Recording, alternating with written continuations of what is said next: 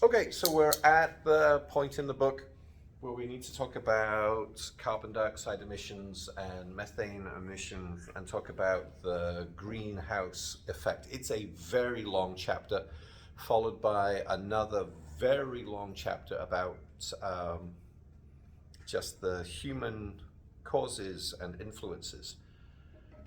And I think that there's time for us to just take a beat and say, put this in context. Let's think about um, the oxygen cycle, the carbon cycle, and the nitrogen cycle. Nitrogen doesn't really impact this chapter, but while we're doing cycles, we might as well do all three of them because the oxygen's tied into that as well.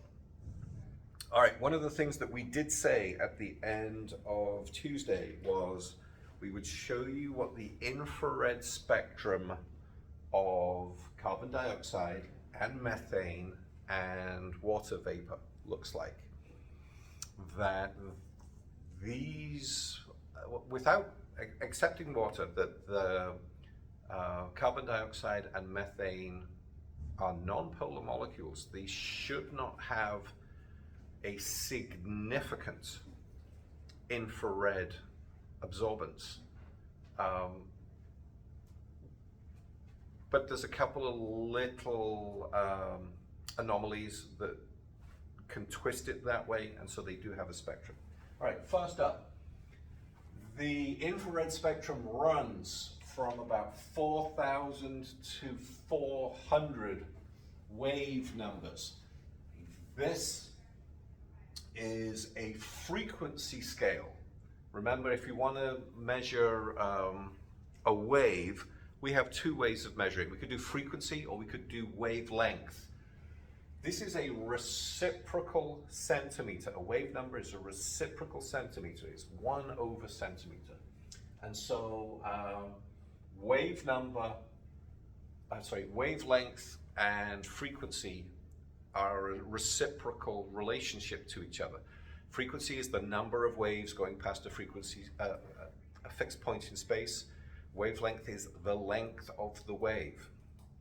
This wave number is a frequency. So the higher you are, the higher frequency you are, the more energetic you are.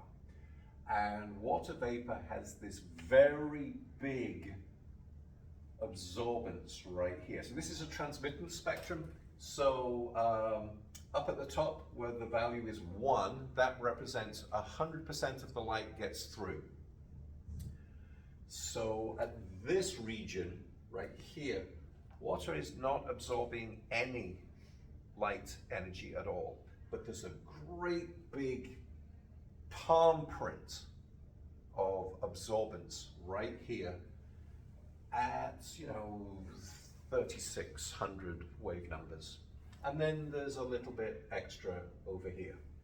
Okay, and whenever we're doing in the lab, whenever we're doing an analysis of something and we look at the infrared spectrum of our material, if there's any hump here, it just means, hey, your material's not dry. We always very, very clearly see water. Oh, next one. This is the spectrum for methane. Now, methane is a hydrocarbon. It's non-polar, CH4, 4 hydrogens around a central carbon, should not be polar. But there are ways of having asymmetric stretches that will allow some absorbance of infrared light. Remember that unless the mode of vibration changes the center of mass, the dipole of the molecule, then it doesn't become infrared active. And we see this band right here, a little bit above 3,000 wave numbers, and then something further down here. And these are two different modes. You see a lot of fine structure in here that this isn't just a hump, it's jagged. Those are ever so slightly different modes of vibration. And in fact, if we zoomed in really, really close on that, we'll see one of the things that the physical chemistry students will be doing in their lab next week is that there are sub-vibrational levels, and then there are sub-rotational levels inside the vibrational levels. And this is what's called a P, Q, and R subset. We don't need that for this class. But again, mostly empty. We're not expecting this molecule to absorb a lot of infrared energy. Most infrared energy will be completely oblivious to this molecule. Okay?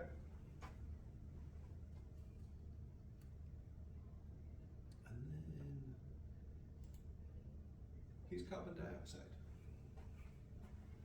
This one really is zoomed in because we don't normally see the absorbances to be this big. The absorbances that we normally see for carbon dioxide are usually puny little things. But there is something here. I would normally expect that at about 2200. It appears to be 23.5 right here. And again, it's a little W-shaped. It's maxed out on the detector. So this was a concentrated sample that they put. If we were just to measure the atmosphere, the carbon dioxide in the atmosphere is basically flat. There's very little absorbance, and then right about 2200, we see this little W. And again, it's the P, Q, and an R. There's sub-rotational bands inside of there. Okay, but again, mostly empty. We're not expecting carbon dioxide to be infrared active because it's non-polar. It's a linear molecule with the ends are the same as each other, and its dominant modes of vibration are going to be not going to change the dipole. All right, I'm going to flick through a couple of the cycles and then just say what's on the board, and we'll leave it as that at that. Okay, let's start with the carbon cycle.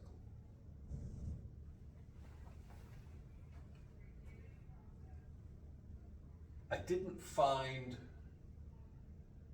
two images on a very, very quick rudimentary search of the internet that covered everything.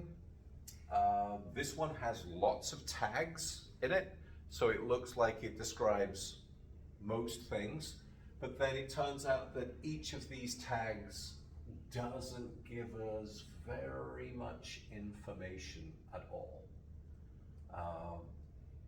Like up top, the very top piece right there, it just says greenhouse gases. Doesn't bother to identify what they are. That's mostly going to mean carbon dioxide, but yeah, it could mean a couple of other things. There is a very, very important loop, and I'm going to do it with the pointer. Do we have a, oh, we do have a meter stick.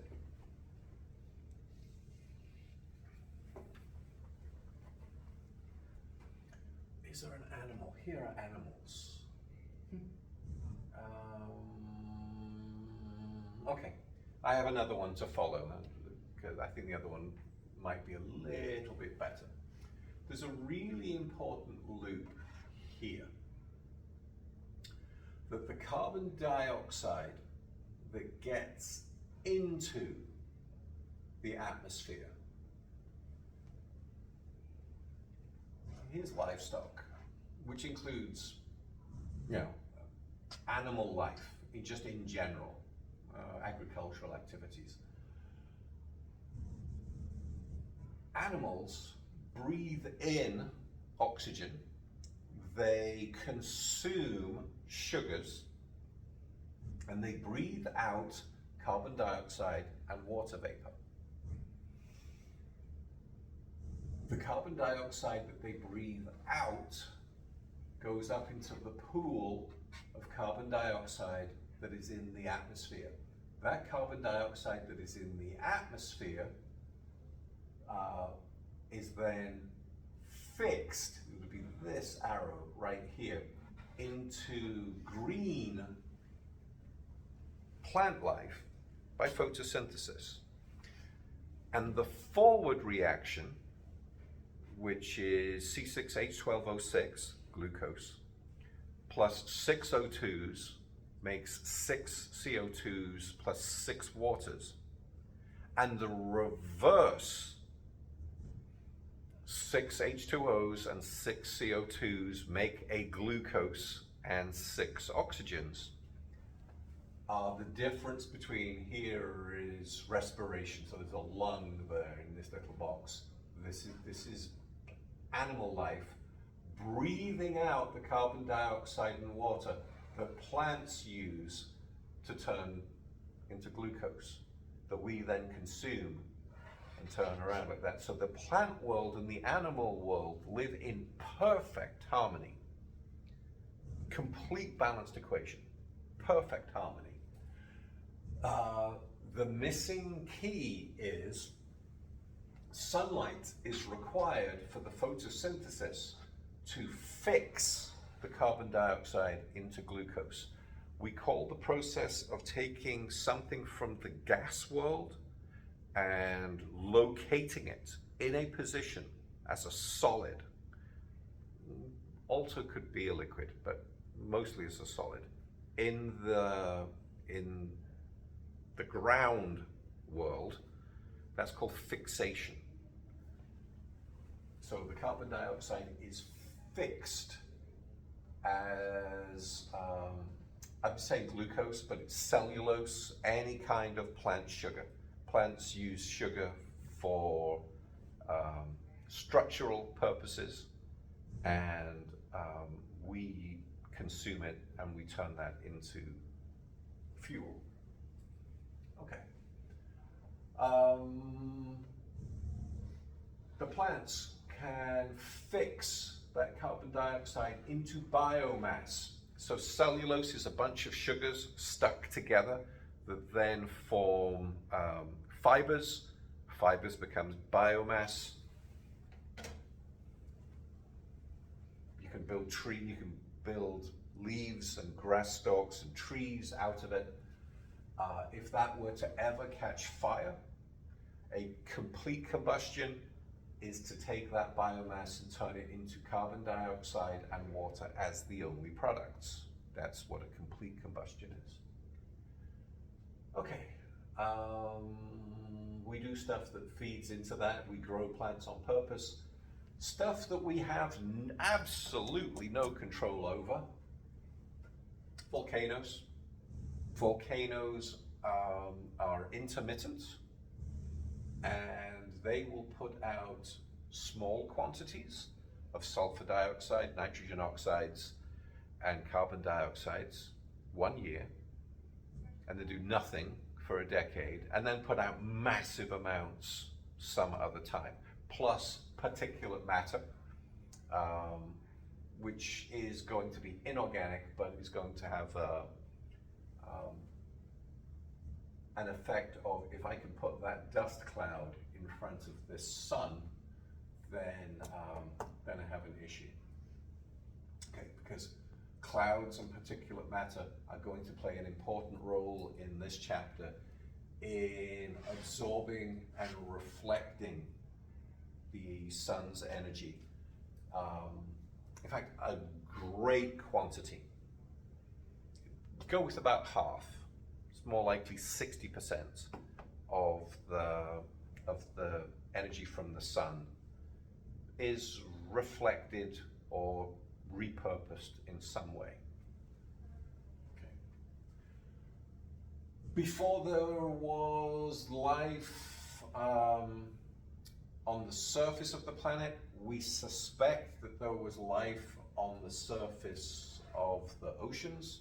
We think that's where the source of oxygen in our modern atmosphere comes from algae that's living on the surface. That was, we think, the first thing that did photosynthesis that put oxygen into the air. So there is an overlooked many times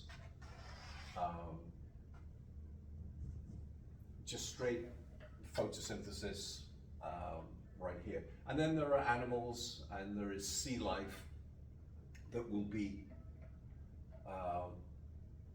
in equilibrium with that. Okay, then of course stuff dies and gravity takes over, and the conditions to trap large quantities of carbon as a deposit on this planet, those conditions are gone. They only existed, this is one thing I didn't know. As a child, I thought, well, we're digging up coal and oil right now and we're burning it. But okay, because surely we're making coal and oil as well. And it turns out, no, we're not. The conditions that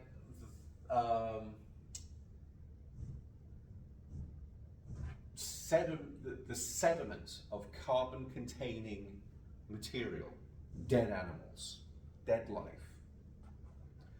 or dead plant life even, just dead life, that gets compressed and trapped underground and then gets converted over a long, protracted period of time. So we need time and we need pressure. All of that happens anaerobically, without oxygen. So after the algae come along and put oxygen into the atmosphere, our ability to make fossil fuels is now, let's say the word is diminished. The word is cancelled. Okay, we no longer have that because there's now another loop that we have microbes that forage on decomposing matter that didn't used to exist. And that all gets recycled. Okay. And then there's little bits about soil and weathering and erosion. Let's go look at the next one. So I got two of everything. This one is a little bit more specific. So the first one, I got these both from reputable sites. That first one was from the University of California. Okay. At Berkeley. I was going to say, It says Cal Berkeley. And this one is from the Encyclopedia Britannica. yeah. That used to be a big thing. It's not so old, because look, there are SUVs. All right, let's start at the top. We have carbon dioxide. That carbon dioxide is ever so slightly soluble in water. One of the things that we determined a full week ago is that carbon dioxide solubility in water is so low that it can't be the cause of the enhanced acid rain. Okay. Algae, phytoplankton does something here, we get photosynthesis. So photosynthesis is going to pull out carbon dioxide, put up oxygen, and marine life gets deposited. Ooh, something that I don't think, not specifically, wasn't on the other one. Calcium carbonate. So we have limestone, lime being calcium oxide, limestone being calcium carbonate. Calcium carbonate is a sedimentary rock. Go look outside. The sedimentary rock all over this area of Texas. We live in a karst out there in the preserve, which tells us that everywhere that we are standing for a very, very long time was completely underwater. Ooh, this was a sea. It was a large, large sea. And so sedimentary rocks have to be underwater. Okay. Carbon dioxide. Plants take in oxygen, give out carbon dioxide.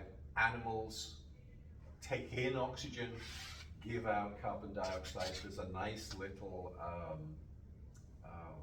cycle right here. The animals are also consuming the plants. The animals also produce waste that then goes into the soil. Does the carbon dioxide go into the soil directly? Not a great deal. It's a gas. There's not a great amount of it. There is a lot more than you would give credit for.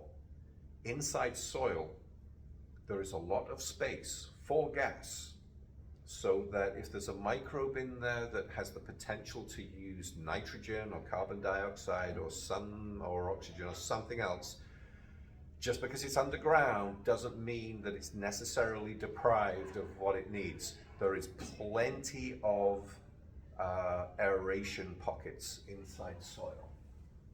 All right. And then we're going to take these resources and burn them to generate enough heat by a combustion reaction to boil water, to cause steam, to turn a turbine, which turns a magnet inside a coil, which generates electricity. Because we've decided that we really like electricity and that we want to keep it. And that this form of carbon doesn't give out a great amount of heat. It gives enough heat for an individual. You can put a log on a fire and it will keep an individual warm for an hour or two, but it's not enough to charge your electric car overnight. So that's where we go to the fossil remains, and we've been pulling out coal and oil from the fossil remains. If you've ever seen what a peat bog looks like, so peat is the very, very first slightly high carbon content biomass. And Ireland, gosh, I hope they've stopped. Oh no, they're still. So peat bogs are, they're not quite marshy. They're not really damp, but they're soft. And so they're not usable for anything. They're not arable land. You don't put cows on them. You don't put sheep. Well, you can put sheep anywhere. They actually do really well. Sheep and goats. But that, and there's not so many trees left in Ireland. That's another story. And they're windswept, and there's not inviting land. And so there is an economy of you bring in these trucks, these big digger trucks, and you slice thin layers of the topsoil out, down to a foot or two. And then you turn it over and you let it dry. And then you burn that. You burn the soil. And it has just enough carbon in there because of the stuff that's been degrading and dying and storing the carbon in there, just enough that it can warm a cottage. It's not very good. It's not a very good source of heat, and it scars the land. The other use for peat is you throw it in the whiskey and it makes peat taste. What was you going to say? Birmingham, they sell peat moss. Mm-hmm. they try to stop you from buying it so much now, cause it's not good, Yeah. yeah. It's not great to see, because, Wisconsin, one of the Midwestern states, is one of the largest producers of peat in North America. Yeah, you got to think about what are you leaving behind when you scour the land like this. It's not good. It's not good. And they, of course, get burned. And with the complete combustion, you make carbon dioxide and water. And then you've got the stuff, the unpredictable stuff that we can't measure. Okay. And then down here in dark on grey, organic decomposition of animal matter, plant matter, forming the fossil fuels. That is a window that has closed. All right. The nitrogen cycle is more complicated. It's more complicated because it has more options. Here is a simple one. This is the Cal Berkeley one again. I'm going to start with the one that is the dominant form of nitrogen in the atmosphere, and that is dinitrogen, N2. And that's just such a stable molecule that it just is, all right? If it gets made by any means, you're stuck with it. Predominantly, you're stuck with it. Okay.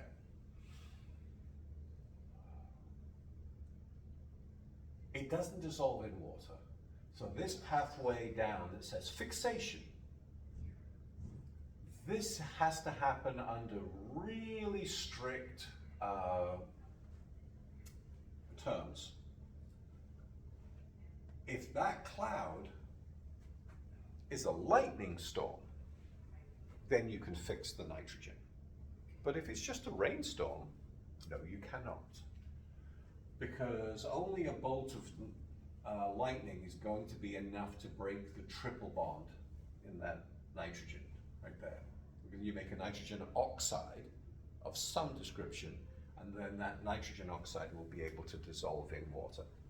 But a non-polar diatomic molecule with a triple bond in it, no. Also, it says fixation by bacteria and lightning. All right, well, the bacteria that's able to turn atmospheric nitrogen into ammonia, which is a type of fertilizer, is fabulous. There are a couple of specific trends. There's an Azotobacter vinelandii, ask me how I know why. And there is Klebsiella pneumoniae. These are two dominant, the Klebsiella is the dominant strain. These are bacteria that live in little nodes on the root systems of clover and some legumes, but mostly not anything that humans would classify as useful.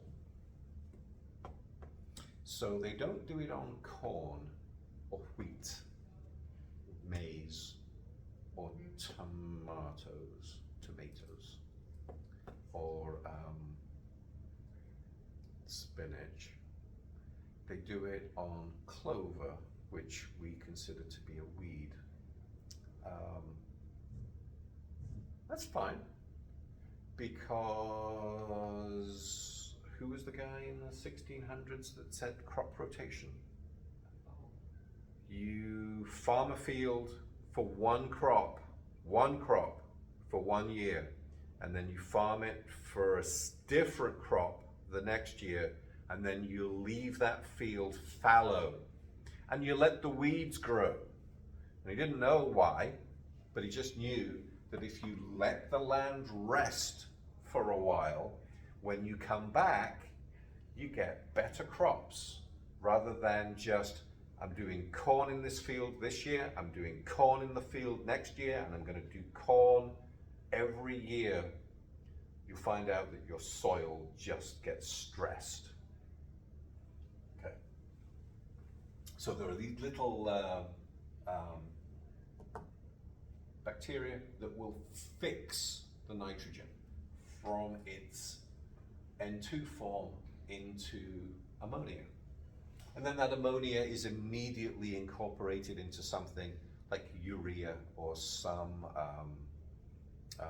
amino acid or something like that. Okay, here, agricultural activities that put nitrogen into the soil. All right, I'm looking for a better one than that. There isn't one. Productivity of biomass. No. What we've got here, what this has to include is industrial processes that fertilizer, ammonia and urea is made on the hundreds of millions of tons basis. That soil that is fertilized with ammonia does better, plants grow better than just leaving it to chance.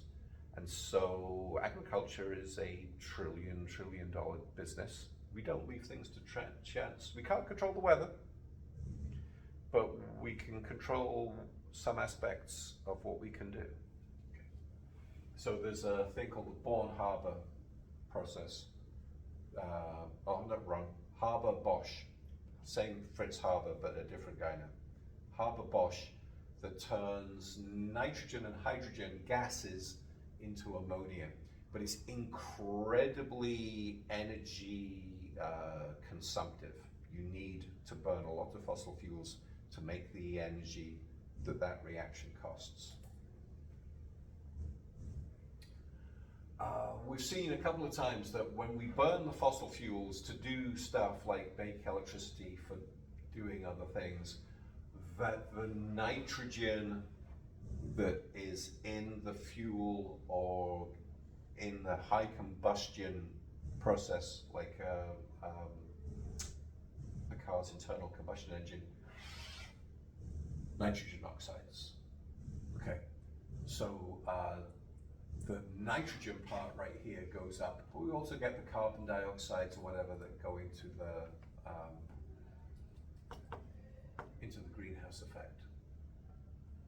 There are bacteria in the ocean that can fix the nitrogen. There's photosynthesis in the ocean. There's biomass here. When we get to the chapters on water, we're going to spend some time talking about, well, how is the water interacting with soil? It's our particular area of interest. And we're going to look at nitrates, nitrites, and they get there a couple of ways. They get there bacterially, that there are bacteria that make that fix through nitrate, and then there is industrial stuff that this is a byproduct that then goes into the water, and then we've got to track the water through the soil. And there are bacteria in the soil that will remove what we want removed. Mostly.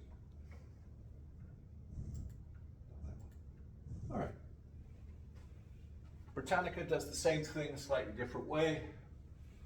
It says only if there's lightning, yeah, so rain's not going to be good enough. Oh, if there's volcanic gases, rain is good enough.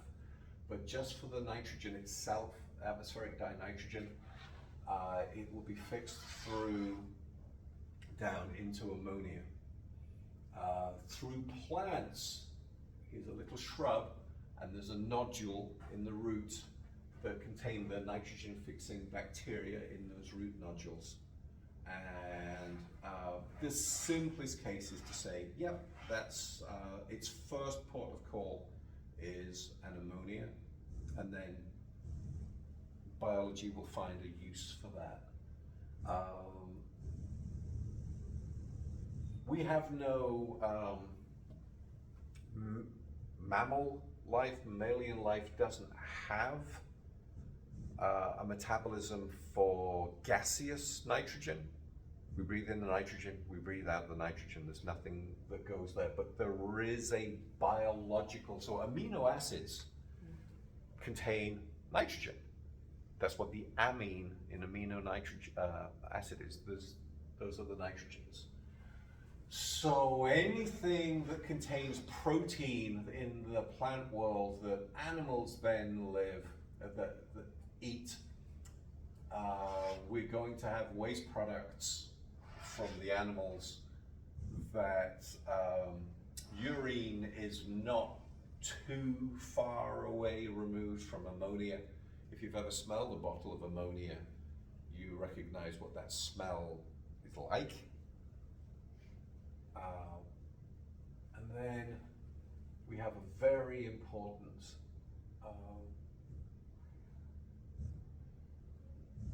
well, it doesn't say how it got here, but fertilizer. So the fertilizer is predominantly in the form of ammonia or urea. I'll show you at some point what urea looks like. It's ammonia and carbon dioxide stuck together. That fertilizer. Then from this form, which is the highly reduced form, nitrogen just attached to hydrogens, in the soil, it's going to start to get attached to oxygens. So there's a pathway of oxidation that goes through nitrite into nitrate, and then we want to remove that and out. Okay, and if that shows up, this will show up in water, in the chapter on water, because it's inside the soil, and we'll be dealing with that. Okay. There is a water cycle. Oh, good grief. Yeah, I pulled up what was on what was here. Now, the water cycle is as simple or complicated as you want it to be, because the water basically doesn't change, it just moves location. So unlike the nitrogen cycle or the carbon cycle, where we're going to see, hey, I've got animal mass, biomass, cellulose. Cellulose, you can really, all carbohydrates can just be CH2Os to some, multiply that by some number n. It's this little group, right? And then nitrogens, you will be shocked when you find out how many oxidation states nitrogen is capable of. Because we tell you in chemistry 1, hey, it's in group 5, therefore it makes a 3 minus. No, no. Did you do it in inorganic chemistry? A little bit, yeah. The amount of oxidation states that's open to nitrogen is huge. I pull this one up because it says USGS on it. But the deal with water is it's such an insanely stable molecule that all we're doing is moving its location. But there is water in the ocean, the sun beams down on the ocean, causes evaporation, not boiling. So we're going to take water and put it into the vapor phase, into the gas phase. But we did not boil that water, because at the boiling point, you have sufficient energy to pull water molecules from the inside of the sample and convert them into gases. Evaporation only happens at the surface. So the sun has enough energy that when it hits the surface to turn one water molecule into the vapor. And the probability of that happening is so much larger than the sun giving all of the water molecules on the surface the same share of energy. It is so much more likely that one molecule takes it all. But it goes. And when it goes, evaporation causes cooling. So the temperature of the ocean self-regulates. When you try to make it hot, it evaporates, cooling the water behind, which was already warming up. And so this is a temperature regulation system. And then it goes up into the atmosphere. Water loves to hang out with other water because it's capable of making 4 hydrogen bonds. The strength of a hydrogen bond is very weak, but when you multiply it by the times that water likes to do it, it becomes a profound effect. Water hangs out with itself, turns into clouds.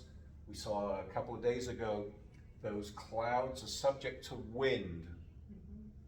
Wind happens when the sun makes the gas of one particular region on the globe warm, therefore expanding, and another region that's outside of the sunlight is colder, therefore more dense, and the dense air pushes into the less dense air. Diffusion. You go from where you are to where you are not. And you have clouds. Those clouds will now move to a place usually where there is a slope, and we start to confine them and pressurize them, and then they form droplets and they fall out and they follow gravity until they find a river or a stream or a pool, and water sticks to itself. It's very, very highly cohesive, and gravity just pulls it down to where it's going to be, where it used to be. And in fact, in the process of going, and you'll have seen this if you've flown over anywhere in a plane, you can see the path of the rivers. As the river flows, if it has to go around a corner, the water is flowing faster on the outside of the curve than it is on the inside of the curve. The inside drops the silt that it's carrying. The outside that's moving fast erodes the corner, and so the curve in a river becomes more pronounced over time, and we get this meandering effect of the rivers. Except when it's very, very steep, they just cut. They just cut into the erosion just cuts into the side of the hill, and then the next time there's rain, the rain finds the easiest path, and so rain follows the path of the river that used to always be there. Okay. All right. So when we get back to the chapter at hand that says carbon dioxide does this, we've seen the cycles, it will make sense, because there's a couple of times in the chapter where it says things that it feels like it's taking you for granted that you have to know. And I'm sure that it's kind of sort of common knowledge, but let's just make sure. Okay, we'll pick it up on Tuesday.